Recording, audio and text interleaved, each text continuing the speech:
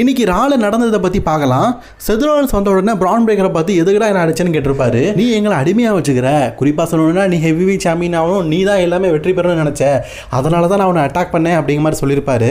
கோவம் அடைஞ்ச செத்ரோலன்ஸ் பார்த்தீங்கன்னா பிரான் பிரேக்கரை பேக்லாஷில் சேலஞ்ச் பண்ணியிருக்காரு. ஜோ ஹென்ரியுடைய மியூசிக் எக்ஸிபிமெண்ட் ஷோ அப்படின்னு ஒன்று நடந்தது. அதாவது அவர் பாட்டு பாடுற மாதிரி லோகன் பாலை கிண்டல் அடித்து பேசியிருப்பாரு.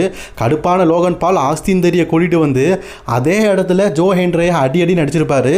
நல்ல வேலை அந்த இடத்துல பார்த்தீங்கன்னா ஸ்ட்ரீட் பாஃபிஸ் டீம் வந்து ஜோ ஹென்ரிக்கு ஹெல்ப் பண்ணி காப்பாற்றிருப்பாங்க. பெகிலிச் இன்டர்கனல் சாம்பியன்ஷிப் ஓப்பன் சேலஞ்சை விட அந்த ஓப்பன் சேலஞ்சை அக்செப்ட் பண்ணிட்டு இயோ ஸ்கை மோதிருப்பாங்க.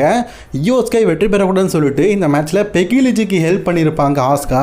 அதனால இந்த மேட்ச்சில் பார்த்தீங்கன்னா இயோ ஸ்கை தோத்துட்டாங்க. பெகிலிச் அகைன் டைட்டில் ரிட்டைன் பண்ணிட்டாங்க. ஓபா ஃபெமிக்கும் கிரேசன் வாலருக்கும் ஒரு மேட்ச் நடந்திருக்கும். இதில் ஓபா ஃபெமி வெற்றி பெற்றதுக்கு அப்புறமா நான் வந்து ஓப்பன் சேலஞ்சு விடுறேன், எவனுக்காவது தைரியம் இருந்தால் என்னை எதிர்த்து மோதுக்கு வாங்கலை அப்படிங்கிற மாதிரி ஓப்பன் சேலஞ்ச் விட்டுருப்பாரு.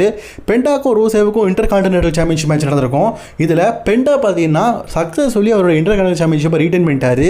அதுக்கப்புறமா பெண்டாவை ரூசேவை அட்டாக் பண்ணும்போது ஜெவன் எவன்ஸ் வந்து காப்பாற்றிருப்பார். ரோமன் ரெயின்ஸ் இருக்கிறார்ல, அவர் மெயின் இவன்டா ஜேக்கப் ஃபாட்டு கூட ஒரு ப்ரொமோ பேசியிருப்பார்.